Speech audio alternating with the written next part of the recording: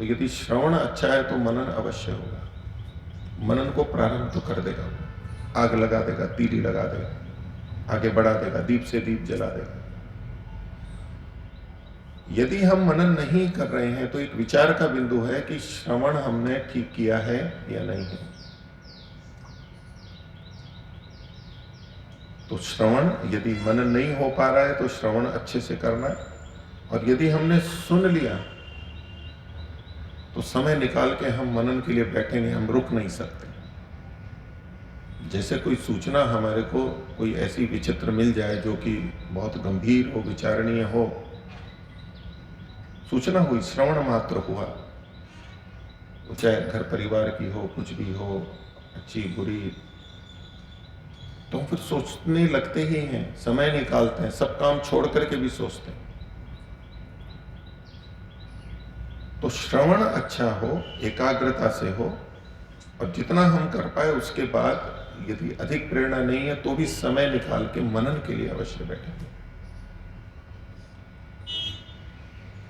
तब उसमें सफलता मिलती है। न श्रवण मात्र तत्सिद्धि। और आगे कारण बता है कि ऐसा क्यों, सुनने मात्र से क्यों नहीं होती?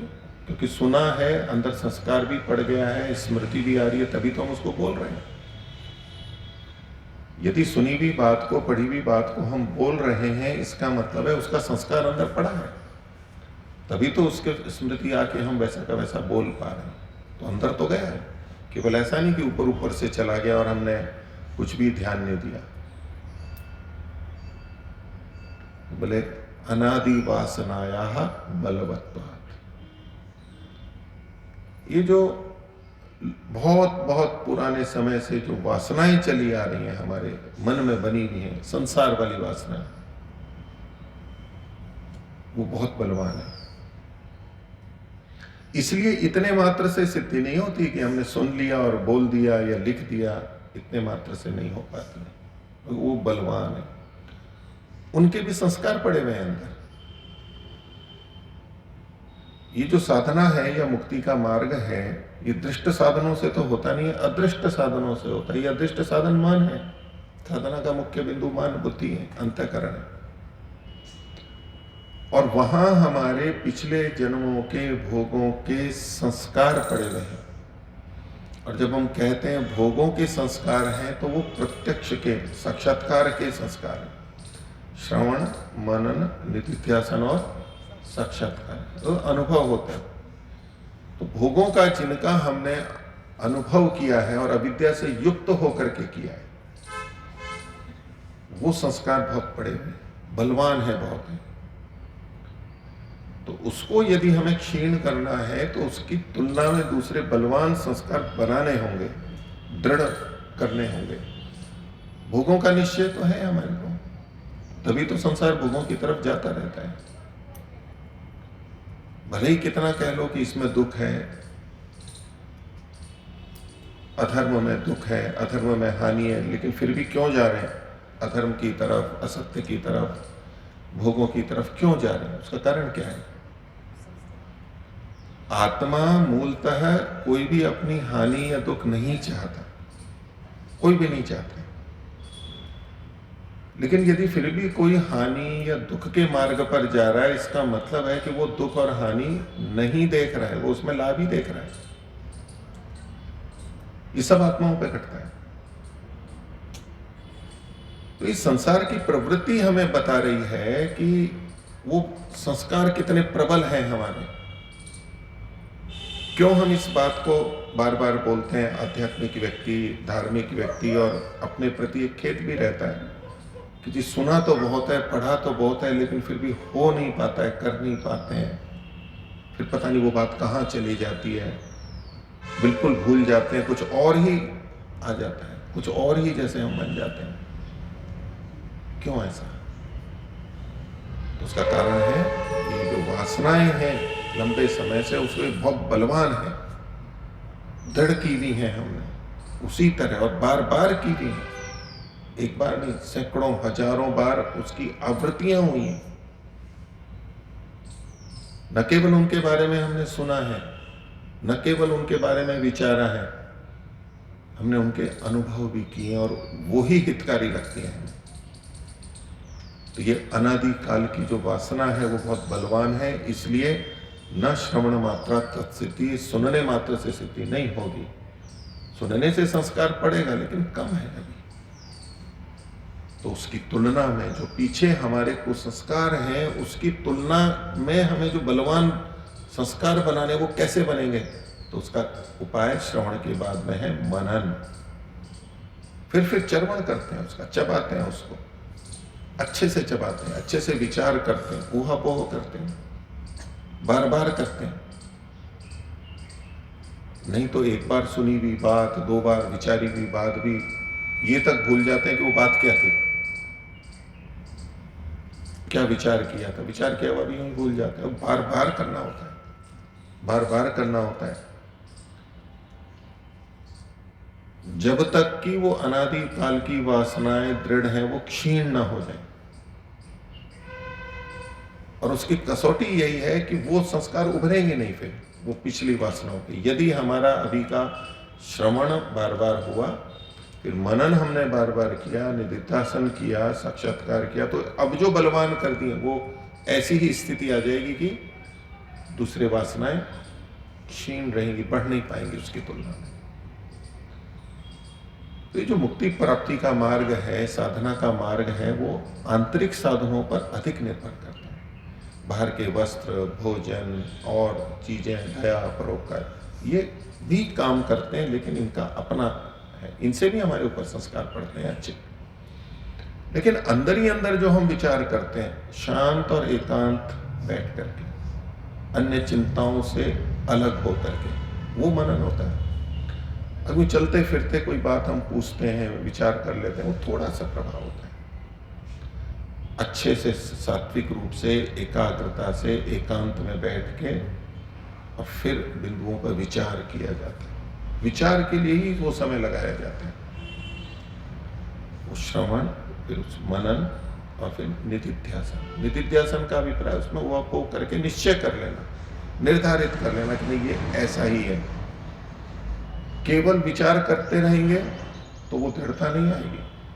हाँ, इन्होंने ये कहा, उन्होंने ये कहा, ये है, लेकिन अपना निश्चय नहीं किया हमने, अभी निष्कर्ष नहीं निकाला, तो वो दृढ़ता नहीं रहेगी। उस अनादि वासना के तुलना में हम उसको हरा नहीं पाएंगे, क्षीण नहीं कर पाएंगे। तो ये संसार मुक्ति भी देता है और बंधन भी देता है, दोनों का साथ, दोनों के लिए ये हो सकता है।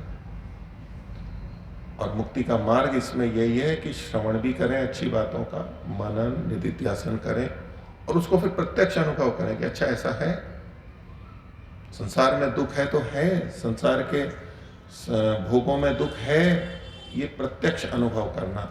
और ये वो प्रक्रिया है, ये वो अदृष्ट साधन है जो हमें मुक्ति की तरफ ले जाता है, जो कि विवेक को प्राप्त कराता है, जो कि अविवेक को क्षीण करता है। जब ये सारा हम बंधन का कारण देखते हैं, हमारे अंदर के अनादिकाल की वासनाओं का, उनका कि ये जो सारा संसार हमने रचा रखा है, बाहर का तो है ही, अंदर भी संसार रचा रखा है, अपना पराया, हितकर अहितकर, राग और द्वेष, ये जो और बहुत तरह के जो विचार अंदर हमारे चलते रहते हैं, जो कि इसी संसार में हमारे को बांधे रखते हैं या जोड़े रखते हैं। तो ये सब क्यों उत्पन्न हो जाते हैं? उसके लिए उन्होंने फिर आगे एक सूत्र दिया, 9वां सूत्र, राग विरागयोर योगः सृष्टि ही। ये जो सृष्टि है, सृष्टि से दोनों अर्थ लेते हैं, अभी मैं आंतरिक सृष्टि की बात कर रहा हूं। वो राग और विराग का योग है। राग और विराग का मतलब है द्वेष। अविद्या युक्त जो राग है, अविद्या युक्त जो द्वेष है, अविद्या के आधार पे जो राग और द्वेष हुआ, उसी का सारा ये खेल है, ये जो सृष्टि है। और ये बाहर की सृष्टि भी अगर हम देखेंगे, ये जो सारा सब कुछ बना है, ये जो सब कुछ हमें मिला है, उसमें हमारी अविद्या, अविवेक कारण है, और उसका मुख्य केंद्र राग और द्वेष है। व्यक्ति से, वस्तु से, भोगों से, परिस्थिति से, कुछ भी, जिनसे भी, उसी के अंदर हम चलते रहते हैं, उसी के आधार पे सारे विचार और सारे क्लेश और ये सब जुड़े रहते हैं, बिंधे रहते हैं। और जब हम इससे युक्त होकर कर्म करते हैं तो सकाम कर्म होते हैं, और उन कर्मों के अनुसार फिर हमें ये शरीर, इंद्रियां आदि मिलते हैं, साधन मिलते हैं, परिवार मिलते हैं। ये जो सृष्टि है बाहर की, इसके पीछे भी राग और द्वेष छुपा हुआ है, जो कि अविवेक की ही प्रस्तुति है, अविवेक का ही स्वरूप है। तो जब हम श्रवण मनन निधिध्यासन करते हैं, उसमें ये एक बिंदु हमारे लिए आवश्यक होता है कि ये जो दुख मेरे को आया, इसमें मेरा कौन सा राग लगा हुआ है, कौन सा द्वेष है, किस अंश में अभी राग शेष है, किस अंश में अभी द्वेष शेष है, उचित है नहीं है, निश्चय करते हैं और फिर उसको हटाने का प्रयास करते हैं। ये राग और द्वेष ऐसे उतने नहीं हट पाते कि इस व्यक्ति से राग है तो उस व्यक्ति से दूर चले गए, वो थोड़ा ही काम करेगा। फिर दूसरी जगह जाएंगे तो वहां फिर नए व्यक्ति मिलेंगे, वहां फिर राग हो सकता है। इस व्यक्ति से द्वेष है तो इससे दूर हो गए तो ठीक है, उतने अंश में तो है, लेकिन जहां अंदर की हमारी प्रवृत्ति वैसी है तो दूसरी जगह जाएंगे तो फिर कोई ना कोई जिससे द्वेष हो सकता है, फिर वहां पर उत्पन्न हो जाएगा, छुटकारा नहीं होगा। तो जब इन राग और द्वेष का कारण हम अन्यों को देखते हैं तो हम अन्यों से बचने का प्रयास करते हैं। तात्कालिक रूप से वो भी एक उपाय होता है कि वो तो आलंबन है, तो कम से कम उतना तो बचे अभी, लेकिन वो मूल उपाय नहीं है। वो फिर मनन और निधिध्यासन करके आंतरिक रूप से अपने को हमें ठीक करना पड़ता है। और जब आंतरिक रूप से ठीक होता है तो फिर जहां है वहां भी राग और द्वेष कम हो जाएंगे, और स्थान बदल दें तो नए पैदा नहीं करेंगे या बहुत कम होंगे और फिर बिल्कुल नहीं होंगे। तो ये जो सारी सृष्टि है, ये जो सारा बंधन है, ये राग और विराग के कारण से है।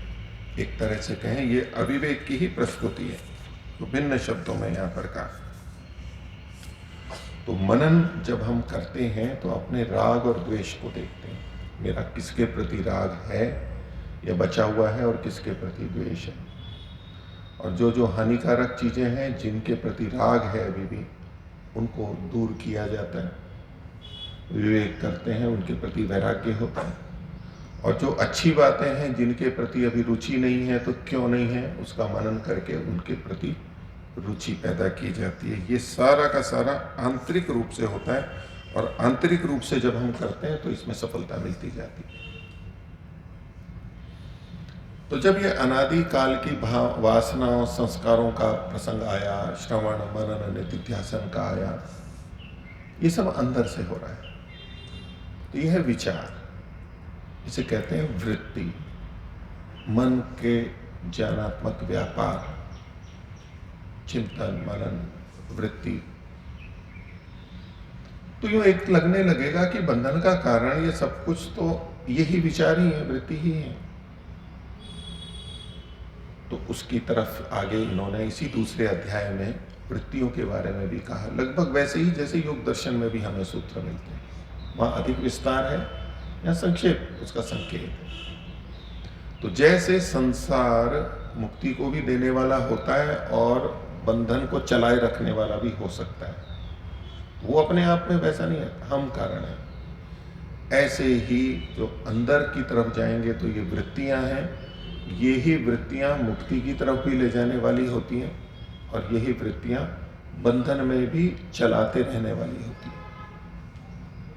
तो उन्होंने वृत्तियों के लिए कहा कि ये वृत्तियां कैसी होती हैं। तो वृत्तयः पंचतयः, 5 प्रकार की होती हैं, और उसमें जो मुख्यतः आगे विशेषण कही, क्लिष्टाः अक्लिष्टाश्च, क्लिष्ट होती हैं और अक्लिष्ट होती हैं। क्लिष्ट का मतलब है अविद्या से युक्त वृत्तियां जो कि संसार में बांधे रखने में कारण बनती हैं, संसार जन्म मरण चलता रहता है।